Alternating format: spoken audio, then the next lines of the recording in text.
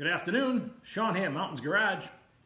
Lately, my phone's been kind of fussy about the amount of storage space, so I've just been posting up everything I've been recording. Pretty much a video a day. I don't know if I can keep up that pace, but right now, it's solving problems. Seems like only yesterday I was sitting right here telling you I was going to make an adapter to polish my crankshaft. Let's see how it turned out. I just finished machining my adapter for the back of the 6-liter crankshaft. This is going to go in with a pilot bearing wood and allow me to support it in the big lathe. Let's see if it fits. It's still a tad warm. See if I can do this on camera. Oh yeah, it's like I planned it that way. It'll allow me to put my support for my lathe in here. I'm going to put the other end in the chuck and see if I can wrestle it in place. Without the adapter, this wasn't long enough to go in and engage anything and be useful. Okay, I'm at 40 RPM.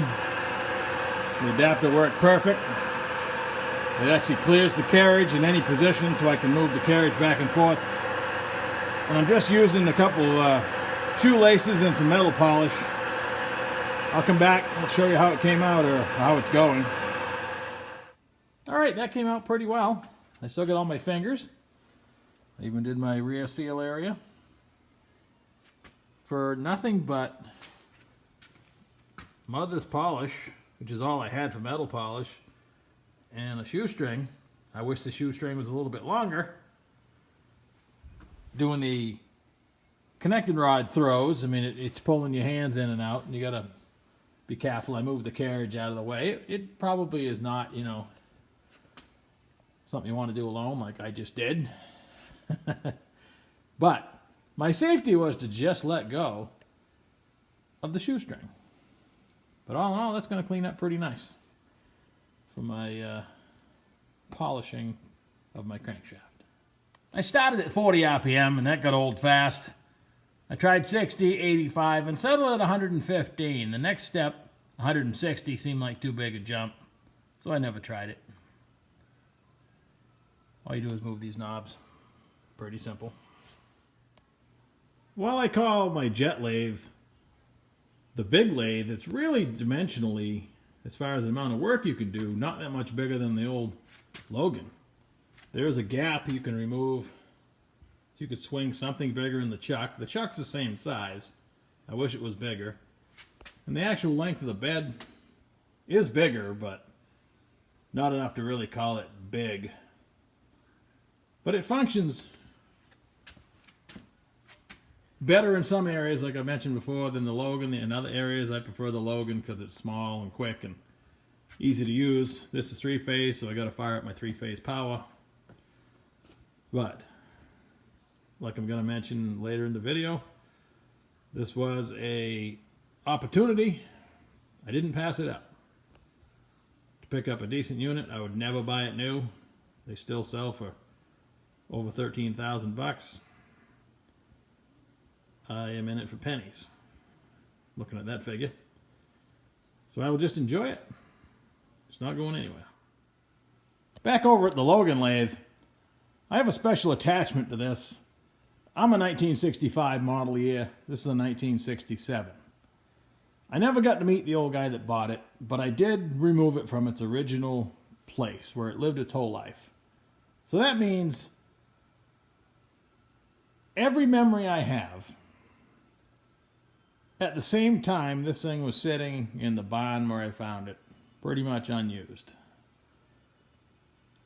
I watched a video, I believe it was online, right after I first got it, and it showed this whole line of Logan lathes in a factory.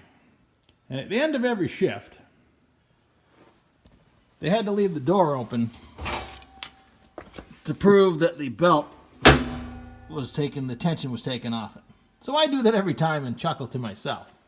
I guarantee you, the entire time that the old guy had it, he never untensioned the belt. That's why I put that yellow tag on there to remind me I got to tension the belt.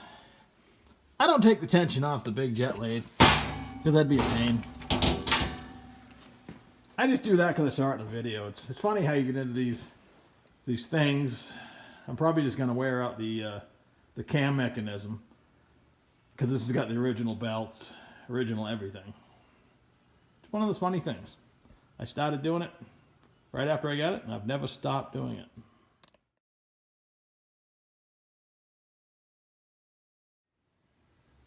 It's such a nice warm day out for early February 2021.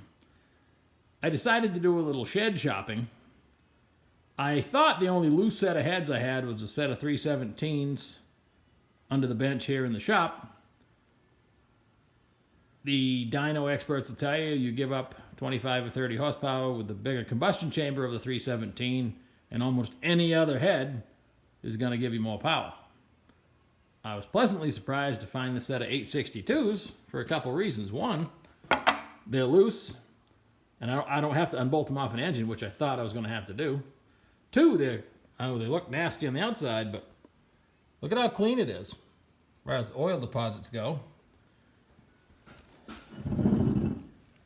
Look at the way it was running. And if I get the light,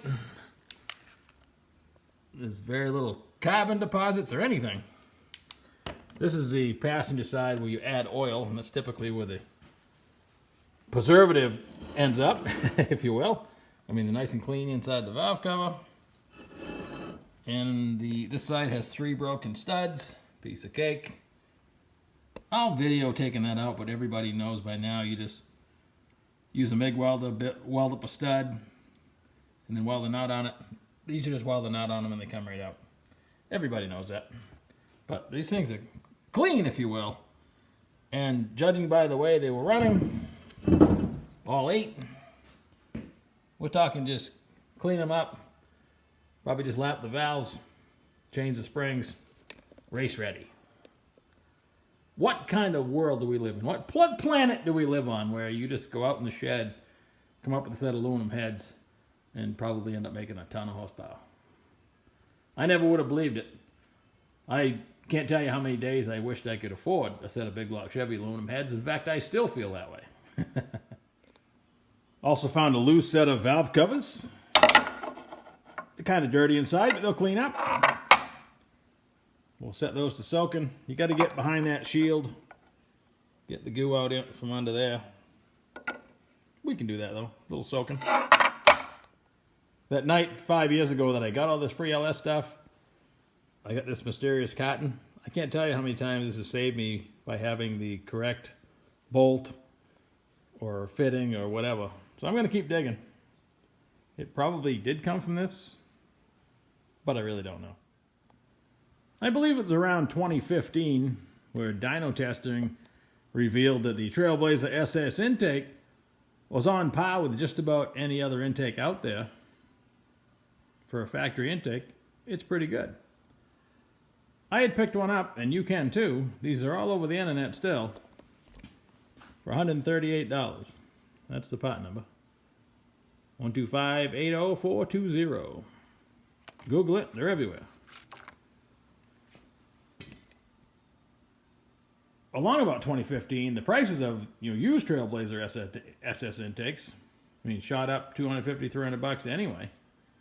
The downside of this intake, it doesn't come with the bolts and gaskets and the fuel rail and all that stuff you're probably going to get when you buy an OEM one, but I happen to have a broken one. It has one of these towers broken, cracked, but it has the bolts